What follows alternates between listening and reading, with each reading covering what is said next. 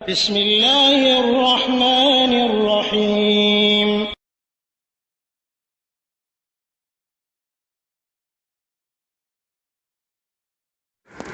Jeddah থেকে এক ভাই জানতে চেয়েছেন যে ওমরার নিয়ম কি। উনি ওমরায় যাননি কোনোদিন, প্রথম ওমরায় যাবেন, তো কিভাবে ওমরা করতে হবে। ওমরার সংক্ষিপ্তভাবে নিয়ম আমি বলে দিচ্ছি। প্রথমে মিকাত থেকে এহরাম বাঁধতে হবে। যারা এই মিকাতের বাইরে অবস্থান করছেন তারা মিকাতে এসে পরিষ্কার পরিচ্ছন্ন হয়ে গোসল করে এরপরে এহরামের কাপড় পরে, সাদা হলে ভালো হয়, সাদা পরিষ্কার পরিচ্ছন্ন কাপড় দুইটা, একটা পরনে আর একটা গায়ে পুরুষদের জন্য। আর মেয়েরা স্বাভাবিক পোশাকই পরবে, তারাও মেকাতে গিয়ে গোসল করবে, পরিষ্কার পরিচ্ছন্ন হবে। এরপরে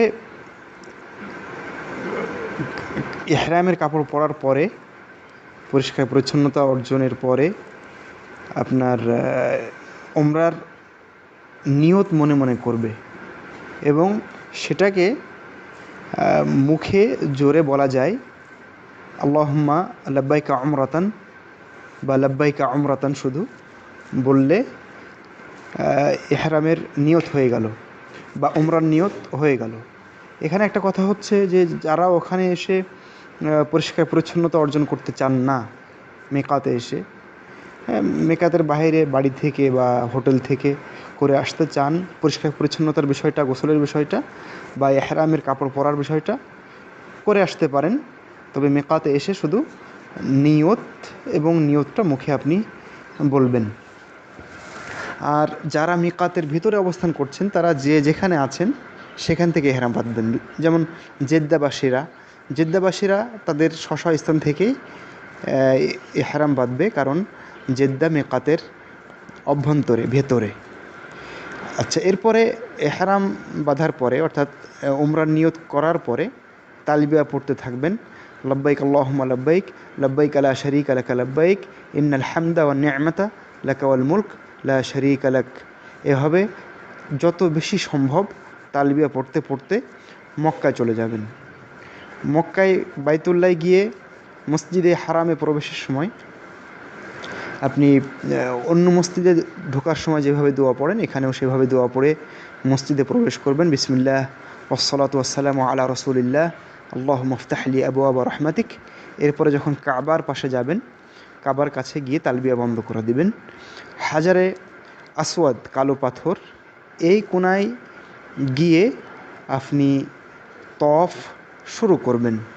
এখানে কয়েকটি বিষয়, যদি পুরুষ মানুষ হন তাহলে গায়ের কাপড়টা,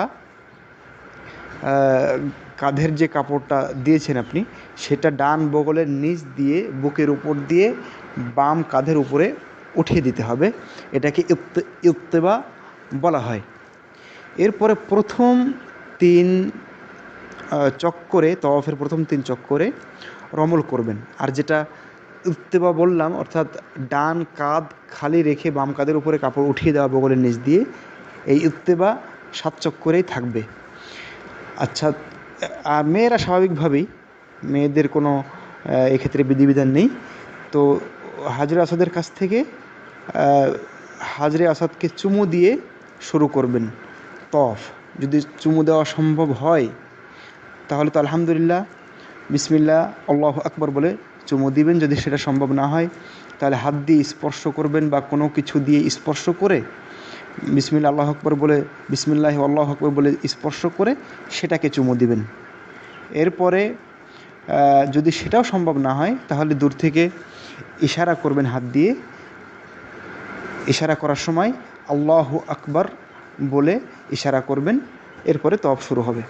তো প্রথম 3 চক্করে আমি বলেছি যে রমল করতে হবে, অর্থাৎ খাটো খাটো পায়ে একটু দৌড়ের মতো করে চলতে হবে, যদি সম্ভব হয়, ভিড় না থাকে তাহলে। এরপরে তওয়াফে দোয়া করতে থাকবেন যত খুশি আপনার ভাষায়, নিজের ভাষায় কোরআন তেলাওয়াত করতে পারবেন। তারপরে দোয়া যেগুলো আরবিতে মুখস্থ আছে, বিভিন্ন দোয়া, সেগুলো বলতে পারবেন। আর এর বাইরে আপনি আপনার ইচ্ছা মতো প্রার্থনা মহান আল্লাহর কাছে করতে পারবেন, মন খুলে সেখানে আল্লাহর কাছে চাইবেন। উল্লেখ্য যে অনেকে তওয়াফের সময় এক এক তওয়াফের জন্য নির্দিষ্ট দোয়া তৈরি করে নিয়েছে। প্রথম চক্করে এই দোয়া, দ্বিতীয় চক্করে এই দোয়া, তৃতীয় চক্করে এই দোয়া। এগুলি হাদিস দ্বারা সাব্যস্ত নয়। যা হোক, ঘুরতে ঘুরতে যখন আপনি রুকনে ইয়ামানির এখানে আসবেন, অর্থাৎ হাজরে আসওয়াদ থেকে আপনি শুরু করেছেন, এর আগের কোণাটা হচ্ছে রুকনে ইয়ামানি। তো চক্কর দিয়ে যখন রুকনে ইয়ামানির পাশে আসবেন, এসে সেখানে আপনি হাত দিয়ে শুধু স্পর্শ করবেন এবং বলবেন বিসমিল্লাহি আল্লাহু আকবার। ওখানে চুমু নাই, কিছু নাই। যদি হাত দিয়ে স্পর্শ করা সম্ভব না হয়, তাহলে তওয়াফ যেভাবে আপনি চক্কর দিচ্ছিলেন স্বাভাবিকভাবে চক্কর দিবেন। ওখানে হাতও ইশারা করার দরকার নেই এবং কোনো দোয়া বিসমিল্লাহ আল্লাহু আকবার বা জিকির পড়ার কোনো প্রয়োজন নেই। এরপরে রুকনে ইয়ামানি থেকে শুরু করে হাজরে আসওয়াদ পর্যন্ত আপনি বেশি বেশি করে রব্বানা আতিনা ফিদ দুনিয়া হাসানা ওয়া ফিল আখিরাতি হাসানা ওয়া কিনা আযাবান নার এটা পড়তে থাকবেন। বিশেষ করে তওয়াফে বিশেষ কোনো দোয়া নেই, কিন্তু এই জায়গাটাতে রব্বানা আতিনা ফিদ দুনিয়া হাসানা ওয়া ফিল আখিরাতি হাসানা ওয়া কিনা আযাবান নার এটা বেশি বেশি পড়ার কথা বলা হয়েছে।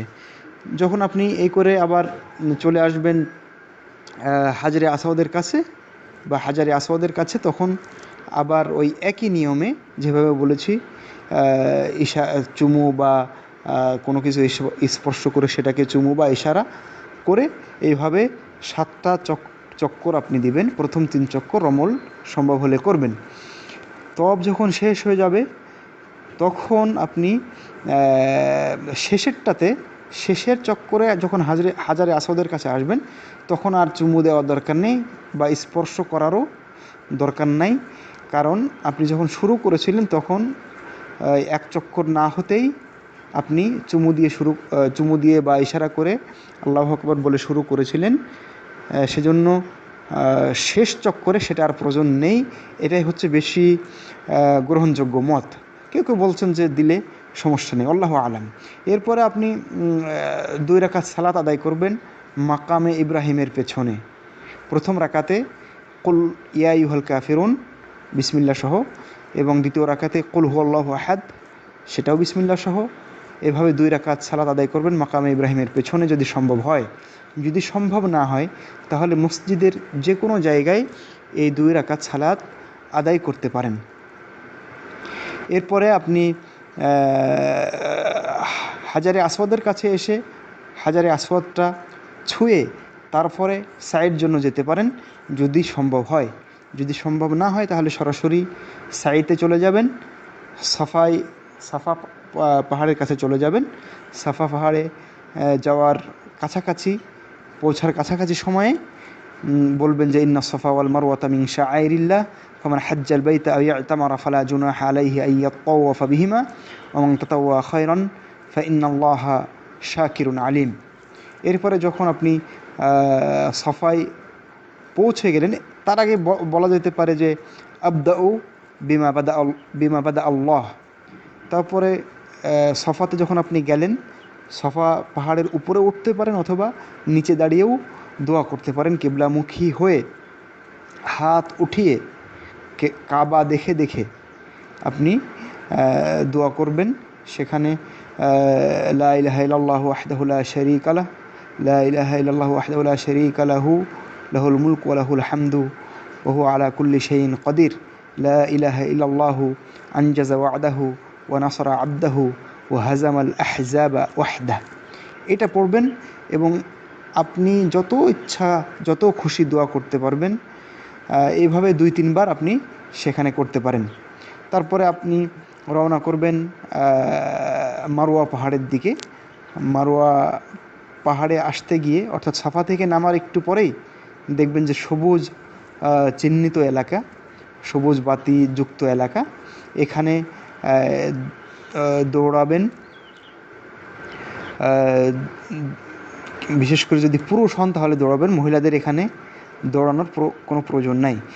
একটা কথা আমার বাদ পড়েছে, সেটা হচ্ছে যে তওয়াফের পরে আপনি যখন 2 রাকাত সালাত আদায় করবেন তখন কিন্তু ইত্তেবা যে করেছিলেন, ডান কাঁধটা খালি রেখেছিলেন, সেটা আবার স্বাভাবিকভাবে পড়বেন, 2 কাঁধই ঢেকে তারপরে সালাত আদায় করবেন। এবং ওমরার বাকি কাজ 2 কাঁধ ঢেকেই হবে। অনেক সময় মানুষ এই ভুলটা করে থাকে, ওই ইত্তেবা অবস্থায় সব কিছু করে, নামাজও আদায় করে।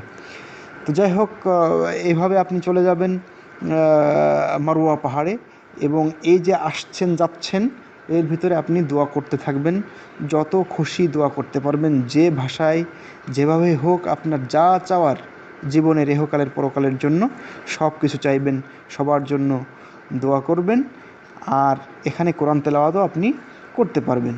ঠিক মারওয়া পাহাড়ে যখন আসবেন তখন সেখানে উঠে, পাহাড়ের উপরে উঠে বা সেখানে পৌঁছে কাছাকাছি, মানে পাহাড়ের নিচে দাঁড়িয়েও করতে পারবেন, ওঠাই বেশি ভালো।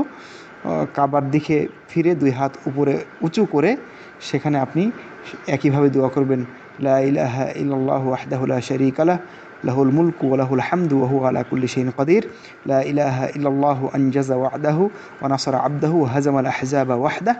এইভাবে আপনি এরপরে আপনি অন্যান্য দোয়া যা ইচ্ছা করবেন, এবং এইভাবে 3 বার করে আপনি করতে পারবেন, এবং যত ইচ্ছা তত দোয়া প্রার্থনা আপনি করতে পারবেন। এখানে কিন্তু এই পাহাড়ে এসে কিন্তু আপনার ওই আয়াতটা আর পড়ার প্রয়োজন নাই, ইন্না সাফা ওয়াল মারওয়াতা মিন শাআইরিল্লাহ, এটা আর পড়ার দরকার নেই, এবং আবদাউ বিমা বাদাআল্লাহু বিহি, এটাও পড়ার দরকার নেই।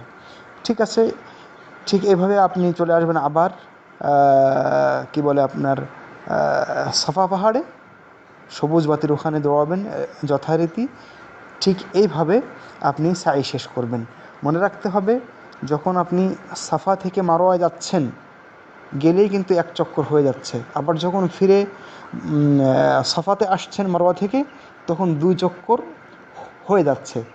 এইভাবে 7 চক্কর হবে, অর্থাৎ বিজোড় সব চক্কর কিন্তু সাইর ক্ষেত্রে শুরু হবে সাফা থেকে, এবং জোড়গুলো সব শুরু হবে মারোয়া থেকে, অর্থাৎ 1, 3, 5 এবং 7 এগুলো হবে সাফা থেকে, আর ওখান থেকে হবে আপনার 2, 4, 6 মারোয়া থেকে।